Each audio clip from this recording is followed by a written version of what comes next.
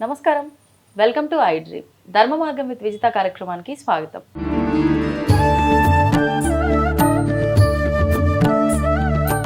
నమస్కారం అమ్మా. నమస్తే అమ్మ, ధనుర్మాసం ప్రారంభమైన దగ్గర నుంచి ధనుర్మాసం ఎండ్ అయ్యే వరకు కూడా సంక్రాంతి ముగ్గులు మొత్తం కూడా వేస్తూ ఉంటారు. రకరకాల ముగ్గులు, అంటే ఏదో ఒకటి పిచ్చి పిచ్చిగా వేసినామా అంటే కాదు, సంక్రాంతికి సంబంధించి స్పెసిఫిక్గా ఈ రకమైన ముగ్గులే వేయాలి అని చెప్పి ఒక విధానాన్ని కూడా ఆచరిస్తూ ఉంటారు.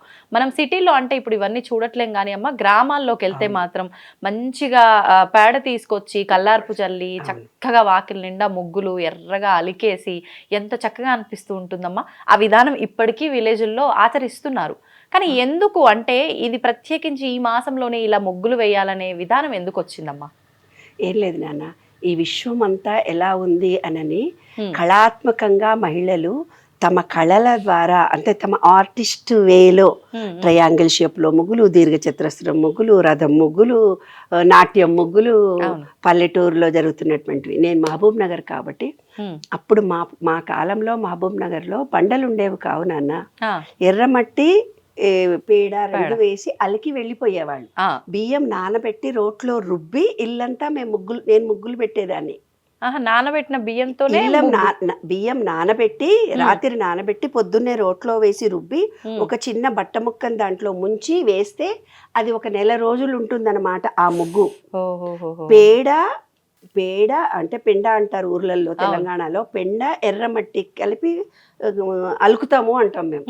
అలికినప్పుడు ఏమవుతుంది నాన్న, బియ్యం ఆరిపోతుంది. అది ఆరిపోయిన తర్వాత ఈ బియ్యం రాత్రి నానబెట్టి పొద్దున్నే రుబ్బుతాము, రుబ్బి ముగ్గు పెడతాము. అది నెల రోజులు ఉంటుంది. తర్వాత ఇప్పుడున్నటువంటి గింతింత వాకిళ్ళు కావు. మా ఒక ఎకరం ఇల్లు, ఆ ఎకరం ఇంటి ముందంతా ఊడ్చి పేడ జల్లి వెళ్ళిపోయేవాళ్ళు పరివాళ్ళు. ఆ బస్తీలో ఉండేవాళ్ళు వెయ్యని ముగ్గు నేను వేయాలి. 5 ఏళ్ల పిల్లప్పటి నుంచి ఆ ముగ్గుల్లో పోటీ. నేను వేసిన ముగ్గు ఇంకోటి వెయ్యను, అంత ట్రెమెండస్గా ముగ్గులు వేయడం. ఈ న్యూ ఇయర్ వస్తుంది, మళ్ళీ వేరే పతంగిల పండుగ వస్తుంది సంక్రాంతికి, అప్పుడు పతంగిలు, రథం ముగ్గు, మరి ఏకాదశి వస్తుంది. అట్లా ఒక్కొక్క రోజు స్పెషలైజేషన్తో ఒక్కొక్క ముగ్గు వేసేదాన్ని. ఆ ముగ్గుల ఆంతర్యం ఏమిటిది నాన్న అంటే, ఇప్పుడు ఎప్పుడైతే మనకు రాత్రి ఎక్కువైపోయి పగలు తక్కువ అవుతున్న ఈ రోజుల్లో ఫిజికల్ వర్క్ మనకు తక్కువైపోతుంది. ఎప్పుడైతే సూర్యకిరణాలు మన ఇంటికి వస్తున్నాయో ఎనర్జీ ఫీల్డ్ మన బాడీకి చేరుకుంటుంది. సూర్యకిరణాలు మన ఇంటి ముందు పడి మనం ఒక ఎనర్జీ ఫీల్డ్ని తయారు చేసి ఇంట్లోకి ఈస్ట్ వైపు నుంచి మన ఇంట్లో ఉండే వ్యక్తుల మీద పడేటందుకే ముగ్గు వేస్తారు. ఆంతర్యం అది. సూర్యకిరణాలు మన ఇంటి ముందు పడి ఇంటి నుంచి మన ఇంట్లో ఉండే వ్యక్తులకు ఎనర్జీ ఫీల్డ్ పెరగడానికి, అంటే వీక్ అయిపోతాం, ఫిజికల్ వర్క్ తక్కువ చేస్తాము.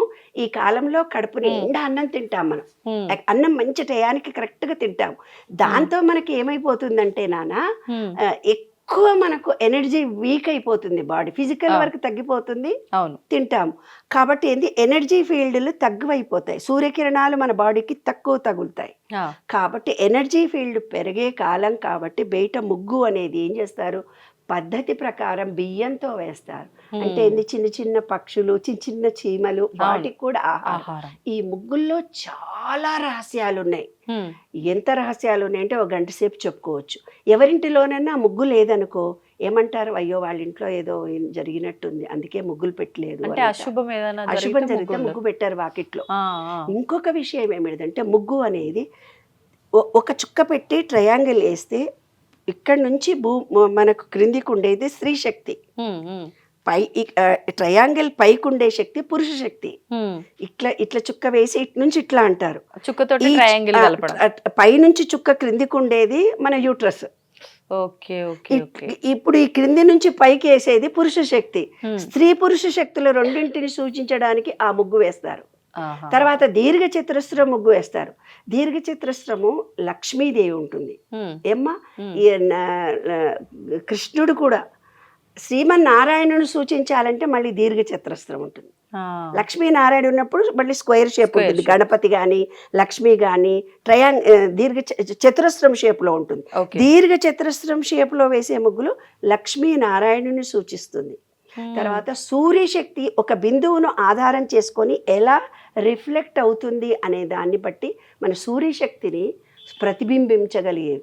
అందులో ఏం చేస్తాం మనం, పసుపు కుంకుమ రెండూ వేస్తాం ముగ్గుల్లో. అవును ఏమ్మా? అవును. తర్వాత గొబ్బెమ్మలు పెడతారు. గొబ్బెమ్మ అంటే పేడ. ఆ పేడ అనేది మన మూలాధార చక్రాన్ని సూచిస్తుంది. ఎక్కడెక్కడ డాట్స్ ఉంటాయో అప్పుడు నువ్వు గొబ్బెమ్మను అక్కడ పెట్టినప్పుడు ఆ శక్తిలో గ్రావిటేషన్ పవర్ ఇంకా ఇంక్రీజ్ అవుతుంది. ఆవు పేడతో పెట్టినప్పుడు దాంట్లో నువ్వేం పెడతారు, గరిక పెడతాం మనం. ముగ్గులో గరిక పెడతాం. ఆ గరిక అనేది ఈ విశ్వంలో శాశ్వతంగా స్థిరంగా ఉన్నటువంటి, వినాయకుడు పూజ చేస్తే గరిక వేయాలి అంటారు కదమ్మా. ఈ గరిక అనేది ఒక చెట్టు పెంచినటువంటిది కాదు. అది ఎండైనా వానైనా ఎంతైనా కూడా వస్తుంది. శాశ్వతంగా స్థిరంగా ఎనర్జీ ఫీల్డ్ ఉండేది గరిక మాత్రమే. అందుకే గ్రహణం వచ్చినప్పుడు గరికను వేయండి, ఎనర్జీ ఫీల్డ్ మీకు నెగిటివ్ ఎనర్జీ రాదు అంటారనమాట. అలాంటిది ఆ పేడను పెట్టి దానిపైన మనం ఒక గరికను పెట్టి దాంట్లో ఒక పువ్వును పెడతాము. అంటే వినాయకుడికి పూజ చేసినట్టు శాస్త్రోక్తంగా. ఒక ఆవు పేడతో గొబ్బెమ్మను చేసి అప్పుడు ఏం చేస్తారంటే అమ్మాయిలందరూ మీరేమన్నా కోరికలు ఉంటే చుట్టూ తిరిగి కోరికలు కోరుకోండి, కన్నె పిల్లలు ముగ్గులు పెట్టండి అని శాస్త్రం ఏదో పెట్టారులే. అంటే ఏంది, కన్నె పిల్లలకి ఏమైనా కోరికలు ఉంటే వేసినటువంటి ముగ్గులో ఆమె లలిత కళలు, ఆమెలో ఉండే నైపుణ్యము బయటకు వచ్చేస్తుంది. అందులో ఇలా ముగ్గు వేయడం అనే దాంట్లో ఆ గీత గీసే దాంట్లోనే ఆ అమ్మాయి తెలివితేటలు తెలిసిపోతాయి. ఒకళ్ళకు లావుగా వస్తుంది ఆ గీత, ఒకళ్ళు చాలా సన్నగా సునిశ్చితంగా వేస్తారు. ఒకళ్ళు కలర్ నింపేటప్పుడు డబడబ ఇక్కడింత అక్కడ అక్కడింత ఇక్కడింత వేసేస్తుంటారు, ఈ కలర్లో ఆ కలర్. ఆ కలర్ కాంబినేషన్ ఏదైతే ఆ అమ్మాయి తన మహిళ తన వ్యక్తి నిరూపించిందో ఆమెలో ఉండే నైపుణ్యంతో సృజనాత్మకత అన్నీ కూడా బయటపడతాయి. ఇంటిని చూసి ఇల్లాలిని చూడు అని అన్నారు. కాబట్టి ముగ్గు అనేది అందరికీ రాదు. మహిళల్లో కొంతమందికి వంట రాదంటారు కదా, నాలాంటి ఆమె వంట రాదంటాను కదా. అట్లాగే అంటే ప్రొఫెషనల్ వంట అయితే రాదు, ఏదో చేశానా తిన్నానా పెట్టానా వరకే కానీ ప్రొఫెషనల్ పరిస్థితి ఏందో. అట్లాగా కొంతమందికి ముగ్గులు రావు కదా, నాకు ముగ్గులు వచ్చి కదా బాగా. చాలా ప్రొఫెషనల్ ఆర్టిస్ట్ ఉన్నారు కాబట్టి ముగ్గులు, కుట్లు, అల్లికలు, డెకరేషన్ చాలా గొప్పగా వచ్చు. కాబట్టి అట్లా ముగ్గులు కొంతమందికి రావు నాన్న. అంటే వాళ్ళల్లో సృజనాత్మకత తక్కువగా ఉన్నట్టు, ఆర్టిస్టిక్ మైండ్ లేదని అన్నమాట. అట్లాగా ఈ ముగ్గులు అనేవి మన వ్యక్తిత్వాన్ని సూచిస్తాయి. తర్వాత తులసి కోట దగ్గర వేసే ముగ్గు వేరు, కుంభకర్ణ ముగ్గు వేరు. ముగ్గులో చాలా రకాలు ఉన్నాయి.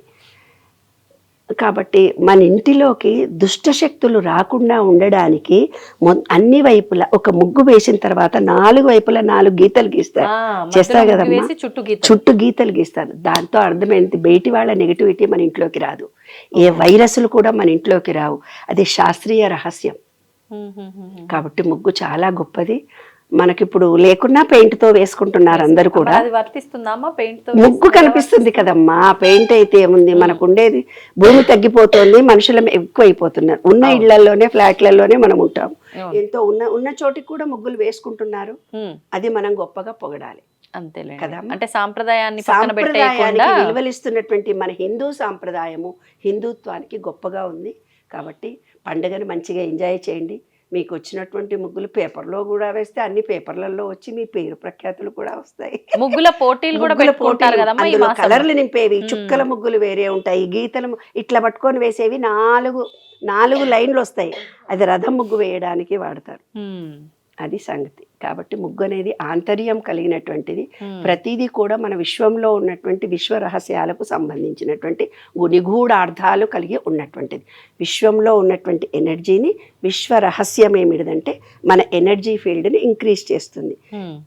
డబ్బు వచ్చేస్తుంది, ఎనర్జీ ఫీల్డ్ పెరుగుతుంది, ఫిజికల్ వరకు చేస్తాము, మన క్రియేటివిటీ పెరుగుతుంది. ఎంత బాగుంది వీళ్ళు అనుకుంటూ ముందుకెళ్తున్నప్పుడు లక్ష్మీదేవి మన ఇంట్లోకి డైరెక్ట్గా వచ్చేస్తుంది, పక్కింటికి పోకుండా. అంతే అంతే.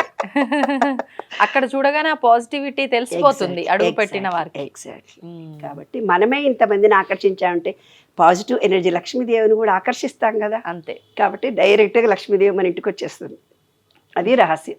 అమ్మ, వెంకటేశ్వర స్వామికి అంటే కృష్ణుడికి, వెంకటేశ్వర స్వామికి, విష్ణుమూర్తి దశావతారాల్లో ఏ స్వామిని ఆరాధించినా కూడా ఎన్ని నైవేద్యాలు నివేదన చేసినా తులసి గనక మనం అక్కడ నివేదన చెయ్యందే అసలు ఆ ప్రసాదాలు స్వామివారికి ఎక్కనే ఎక్కవు అని అంటూ ఉంటారు. అంటే ఇది ఎక్కువగా దాని గురించి తెలిసిన వాళ్ళకు మాత్రమే తెలుస్తూ ఉంటుంది. నార్మల్ గా ఇళ్లలో చేసుకునే వాళ్ళం ఏదో చేసేస్తాం పెట్టేస్తాం కానీ తులసి ఖచ్చితంగా ఉండాల్సిందే నైవేద్యాలు నివేదన చేసేటప్పుడు గానీ స్వామివారి పూజకు గానీ అంటూ ఉంటారు. ఎందుకనమ్మా అంత ప్రాధాన్యత తులసికి? తులసికి ప్రాధాన్యత అంటే ఈ నెలంతా మార్గళి అంటే విష్ణుమూర్తి అంటే గాలిలో నీటి తేమ ఉన్నది కాబట్టి నిలువు నామము అంటే విష్ణువు నిలువుగా ఉన్నాడు అని అర్థం. అందులో లక్ష్మీదేవిని కూర్చున్నట్టుగా మనకు పెట్టారంటే నీటి ఆవిరి బాగా ఉంది. అంటే ఏంది, లక్ష్మిని కొలిచినా నారాయణుడు వస్తాడు, నారాయణుని కొలిచినా లక్ష్మి వస్తుంది. రెండు ఉన్న కాలం కదా, కలిపే మనం రెండు ఉన్నాయి కదా. ఎప్పుడైతే ప్రసాదాలు నివేదన చేస్తారో ఆ ప్రసాదంలో తులసిలో చాలా రకాలు ఉంటాయి. అవును, లక్ష్మి తులసి ఉంది, విష్ణు తులసి ఉంది, కృష్ణ తులసి, రకరకాల తులసులు ఉన్నాయి నాన్న. మరి ఏ తులసికి ప్రాధాన్యం? అయితే లక్ష్మి తులసిని వేస్తారు. వెంకటేశ్వర స్వామి చేసినప్పుడు ఏమో కృష్ణ తులసిని వేస్తారు. ఏమ్మా ఇప్పుడు ఈ మాసంలో జరిగేవి లక్ష్మి వెంకటేశ్వర స్వామి అంటే నారాయణుడి పూజలు చేసేటప్పుడు లక్ష్మీదే వేస్తారు. అలాంటి అన్ని రకాలైన తిరుపతిలో ఉంటాయి. ఈ శ్రీ లక్ష్మీనారాయణుడి గుళ్ళు ఎక్కడెక్కడ ఉంటాయో అన్ని రకాలైన తులసులు వాళ్ళ దగ్గర ఉంటాయి. మనిళ్లలో కూడా సత్యనారాయణ వ్రతం జరగానే ప్రసాదంలో తులసి వేసి ఆరగింపు పెట్టమ్మా అని మనిళ్లలో కూడా చెప్తుంటారు. ఇంకోటి ఏంటంటే ఈ అడ్డనామాలు నిలువునామాలని ఏవేవో ఉంటాయి. కొంతమందికి పూర్తి మూఢ విశ్వాసం ఏమిటంటే శివుడు పూజ చేసేవాళ్ళు విష్ణు పూజలు చేయరు, విష్ణు పూజలు చేసేవాళ్ళు శివుడు పూజ చేయరని ఒక మూఢ విశ్వాసాలు. ఎందుకంటే అందరూ ఒక్కటే. నేను చెప్పాను కదా, ఇది శివుడు, ఇది విష్ణువు, క్రిందిది బ్రహ్మ విష్ణు మహేశ్వరుడు మనలోనే ఉన్నారు. దాన్నే ఆ ఉమా అన్నారు. అంతా ఉన్న ఓం అంటే ఏంది, ఆ ఉమా అని అంటాం కదా నాన్న. అంటే అంతా ఉన్నది మనలోనే. ఈ విశ్వంలో పంచభూతాలు ఉన్నాయి, మనలో కూడా పంచభూతాలు ఉన్నాయి. పంచభూతాలు చక్రాలంటే భయపడారు పిల్లలు.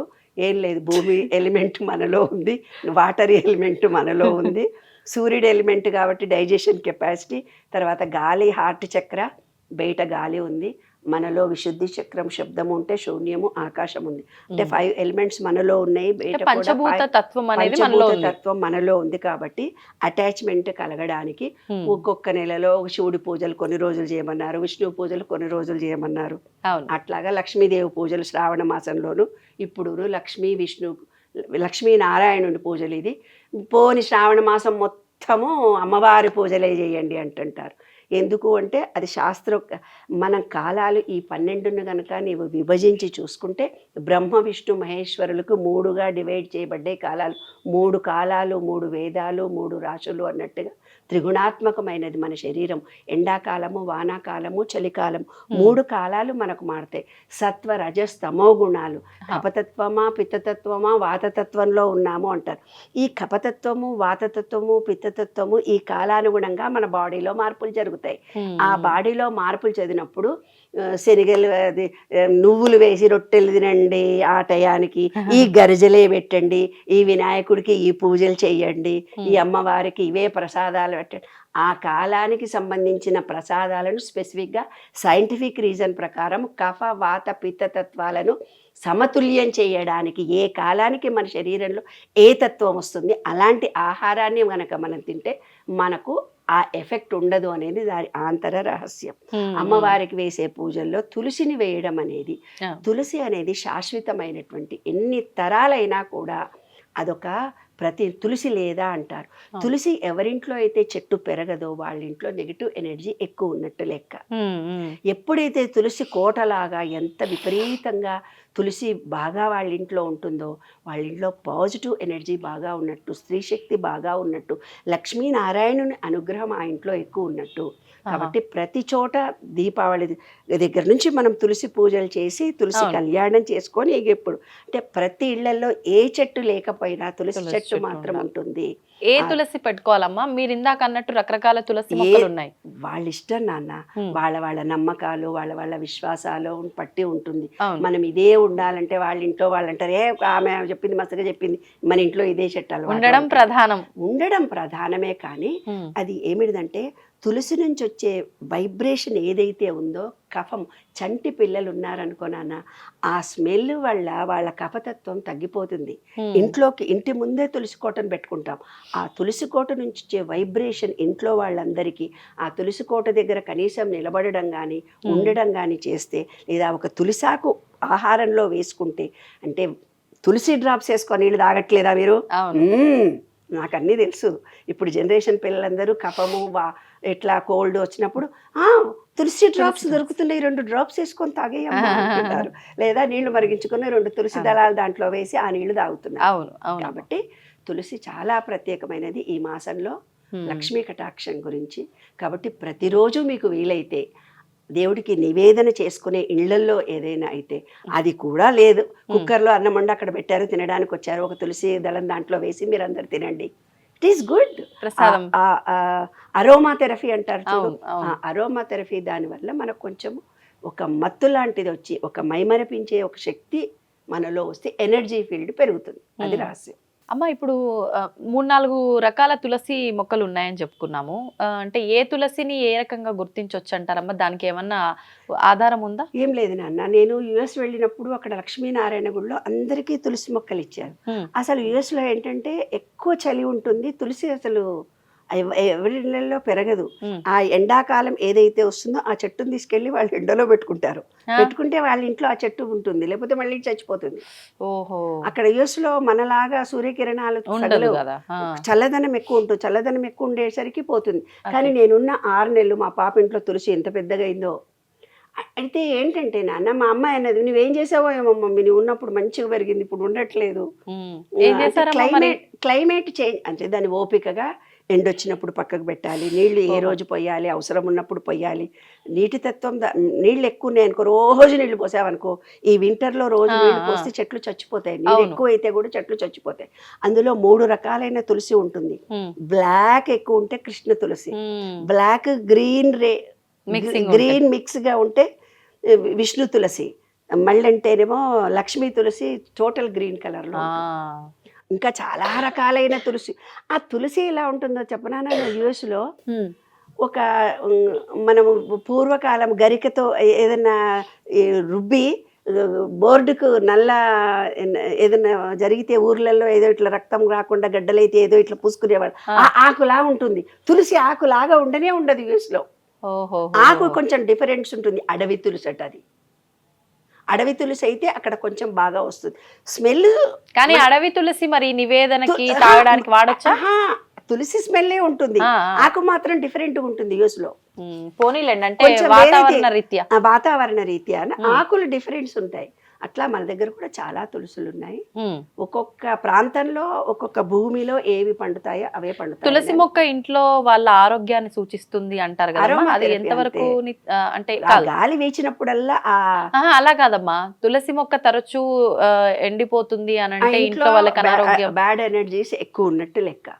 ఇంకొకటి ఏంటంటే పూర్వం, ఇప్పుడు లేదా చాదస్తం కానీ మా అమ్మలు అనేవాళ్ళు, తులసి చెట్టును పీరియడ్స్ అప్పుడు ముట్టుకోకండి, ఎవరైనా చచ్చిపోయి వచ్చినప్పుడు దూరం ఉండండి, తులసి చెట్టు దగ్గరికి వెళ్ళకండి అని అనేవాళ్ళు. అట్లా ఎవరో ఒకళ్ళు మన ఇంట్లోకి వచ్చి తులసారి ఇట్లా ముట్టుకుంటారనుకో, వాళ్ళు వెళ్ళిపోగానే వాడిపోతుందట. ఎందుకంటే వాళ్ళు పీరియడ్తో ఉన్నారో ఏ నెగటివిటీతో వచ్చి ఉంటారు కదా. అందుకే ఎవరింట్లోకి వెళ్ళినా మనం వాళ్ళ పర్మిషన్ లేకుండా వాళ్ళ తులసి చెట్టు మీద చెయ్యి వేయకూడదు. ఏ చెట్టు మీద వేయకూడదు, కానీ పూలు తెంపుకుపోతారు, అది వేరే విషయం.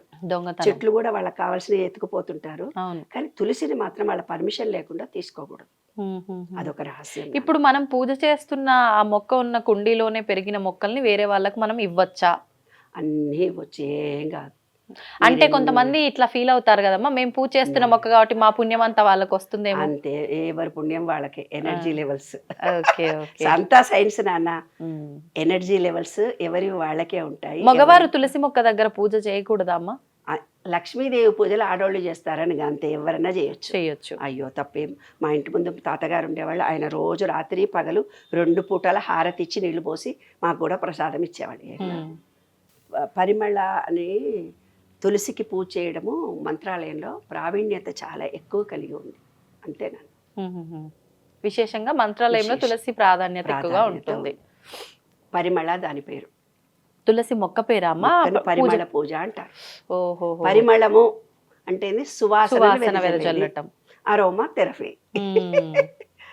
ఎట్లాగో మీరు చెప్పిన దగ్గరకే వచ్చింది. అంతే.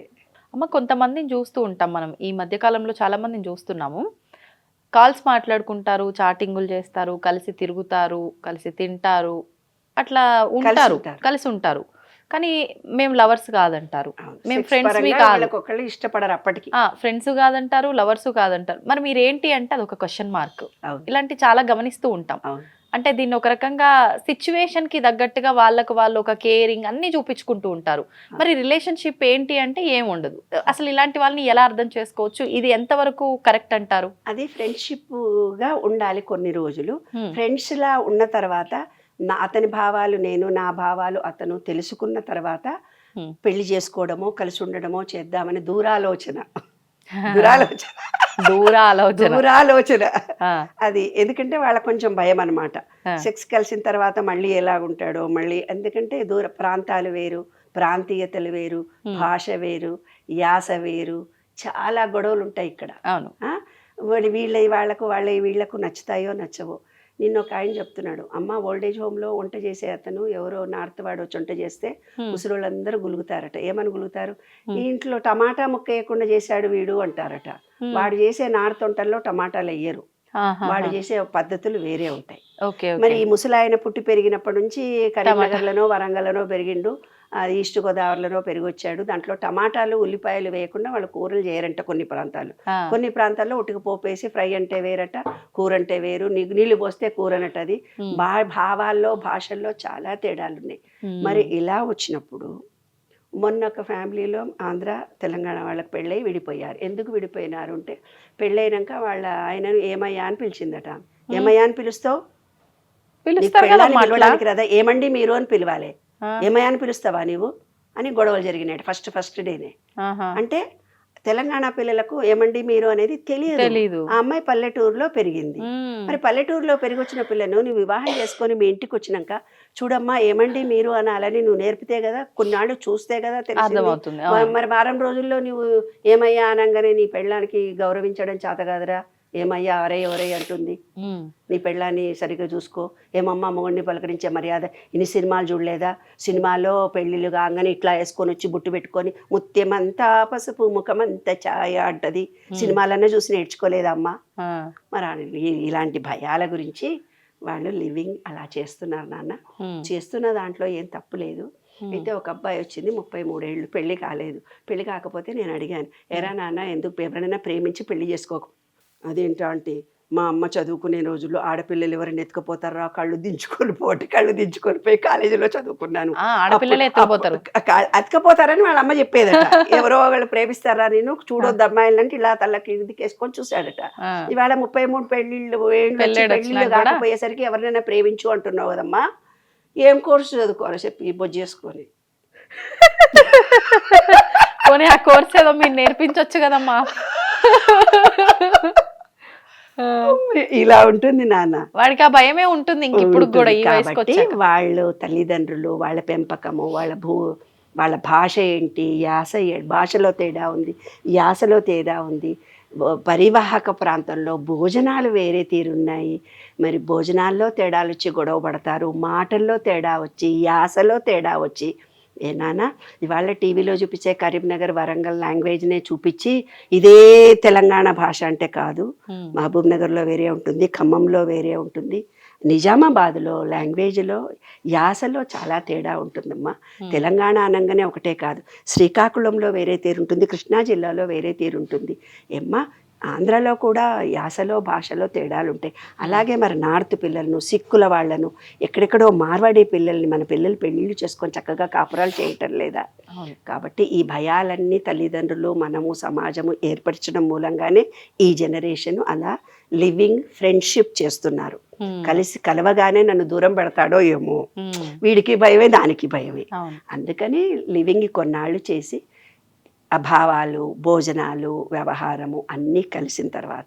కానీ ఇందులో ఒక ట్రిక్ ఉంది తెలుసా? ఏంటమ్మా? ఇప్పుడు ఇక్కడ కలిసి ఉన్నంతసేపు ఫ్రెండ్షిప్పే కాబట్టి వేరే అవుతారు. తనది అయిన తర్వాత డిఫరెంట్ క్యారెక్టర్స్, వాళ్ళ అసలు క్యారెక్టర్లు దూరుతాడు. చంద్రముఖి అది కూడా ఉంది దీంట్లో. ఆ, కాబట్టి అబ్బాయిలు మరి అప్పుడు అమ్మాయిలు ఏం చేయాలి? జాగ్రత్తగా ఫ్రెండ్షిప్ చేయండి. ఓకే. ఇప్పుడు అమ్మ నిజంగా అంటే ఒకప్పటి కాలంలో పెళ్ళికి ముందు అసలు ఒకరినొకరు చూసుకునే వాళ్ళు కూడా కాదు, పెళ్ళి తర్వాత నుంచే చూసుకోవడం కానీ ఆ రిలేషన్ వాళ్ళిద్దరి మధ్య ఆ అన్యోన్యత అనేది అప్పటి నుంచే మొదలవుతుంది. వాళ్ళు ఆ చూసుకోవటం కానివ్వండి, మాట్లాడుకోవటం కానివ్వండి, ఏదున్నా కూడా ఆ మ్యాజిక్ అనేది అప్పటి నుంచి జరుగుతుంది. ఈ రకంగా అంటే ఈ సిచ్యువేషన్షిప్స్ లో ఉండటము, ఈ లివింగ్ లో ఉండటం వల్ల ఒకరి గురించి ఒకరు అన్నీ తెలుసుకుంటారు, అంతా కామన్ అయిపోతుంది కదా. ఇంకా పెళ్లి తర్వాత వాళ్ళ లైఫ్ ఏముంటుంది అనేటట్టుగా ఈ మధ్య కొంతమంది ఆలోచిస్తున్నారు.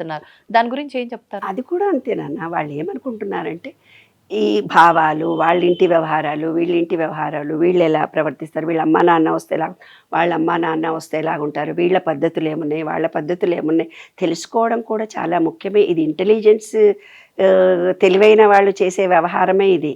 అంత తెలివి లేకుండా ఏదో వెళ్ళి చేసుకునే వ్యవహారం కాదు నాన్న. ఇప్పుడు నార్త్ అమ్మాయిలు చాలా మంది బయట నుంచి వచ్చేసి సింగిల్గా రూమ్లలో ఉంటున్నారు ఇవాళ. మరి అలాంటప్పుడు ఎవరో పిల్లగాడు వచ్చి చూసి, మన తెలుగు వాళ్ళు ఎవరో వచ్చి చూసి వాళ్ళ వ్యవహారం ఏంటి, అన్నీ తెలుసుకొని కలిసి ఉంటేనే కదమ్మా. ఒక్కసారి కాకుండా ఒకసారి మనం ఎంత దాచాలనుకున్నా కొంత లివింగ్లో తెలిసిపోతుంది వాళ్ళ నడవడికలు, వ్యవహారం. భోజనంలోనన్నా తెలిసిపోతుంది, లేదంటే నడవడికలోనన్నా ఎంత నువ్వు దాచుకోవాలనుకున్నా. నేను తెలంగాణ యాసలో ఒక్క మాట అని అంటాను కదా, అందరూ నన్ను గుర్తుపట్టి మీరు ఎవరో తెలంగాణ వాళ్ళే అని అనేస్తారు కదా. ఎందుకంటే ఆంధ్రదారిగా నేను నటించాలని నేను ఎంత మీద ముందు ప్రయత్నం చేసినా నా ఒరిజినాలిటీ ఎక్కడో బయటపడిపోతుంది కదమ్మా. అలాగే అందరూ కూడా అంతే. మనం ఎంత నటించాలనుకున్న అబ్బాయిలు అమ్మాయిలు అనుకున్నా వాళ్ళ ఒరిజినాలిటీ ఎప్పుడో ఒకసారి తెలిసిపోతుంది నాన్న. తెలిసిపోయినప్పుడు వాళ్ళకు నచ్చితే కలిసి ఉంటారు, లేకపోతే విడిపోతారు. ఇది మంచి పద్ధతి. తవ్వుతున్న శివలింగం సరే దాన్ని అట్లా కప్పేసేయండి, చూపించదండి. Krishna is there. మూర్తి పూజ కాదు, సాక్షాత్ బ్రజేంద్ర నందన భగవాన్ ఉన్నారు మూర్తిలో. ఏమీ ఆశించకుండా ఆరాధించే వాళ్ళు కూడా ఉన్నారా ప్రభుజీ? నిజమైన భక్తి అంటే మనకు తెలియదు కాబట్టి